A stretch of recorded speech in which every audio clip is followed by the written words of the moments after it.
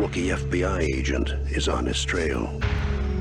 But in order to track him down, she'll have to match wits. I'll help you catch him, Clary. The Silence of the Lambs, de 1991 em português, O Silêncio dos Inocentes, é uma adaptação do livro homônimo de 1988, escrito por Thomas Harris.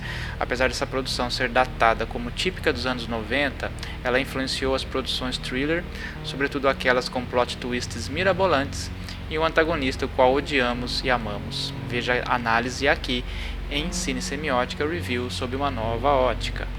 Quando mencionamos The Silence of the Lambs, imaginamos de cara a figura complexa de um sujeito extremamente inteligente, psicótico e perfeccionista, Dr.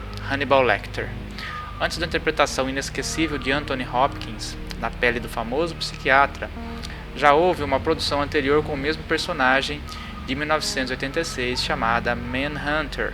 Nela o protagonismo do Dr. Lecter, nome ligeiramente diferente, interpretado por Brian Cox, fica em segundo plano, pois o filme foi baseado em outro romance de Thomas Harris, chamado Red Dragon, em português Dragão Vermelho, publicado inicialmente em 1981 e refilmado por Hollywood em 2002 com o mesmo título. Curiosidades à parte, o sucesso de The Silence of the Lambs o levou a ganhar 5 dos mais importantes Oscars, entre eles melhor ator, atriz, filme e melhor diretor e roteiro adaptado. Penso ser daquelas produções cuja repercussão é tão grande que a Academia do Oscar acaba concedendo os prêmios principais como uma espécie de obrigação, uma vez que Jodie Foster, no papel da agente Clarice Starling, gera dúvidas se sua atuação merecia de fato o prêmio de melhor atriz. De fato, o roteiro de The Silence of the Lambs é tão bem arquitetado que a narrativa consegue dar foco tanto para o psicopata que estava solto, Buffalo Bill, o qual matava mulheres deixando uma mariposa em suas bocas, quanto para os traumas da agente Starling em sua relação nada convencional com o principal astro do filme, o Dr. Lecter.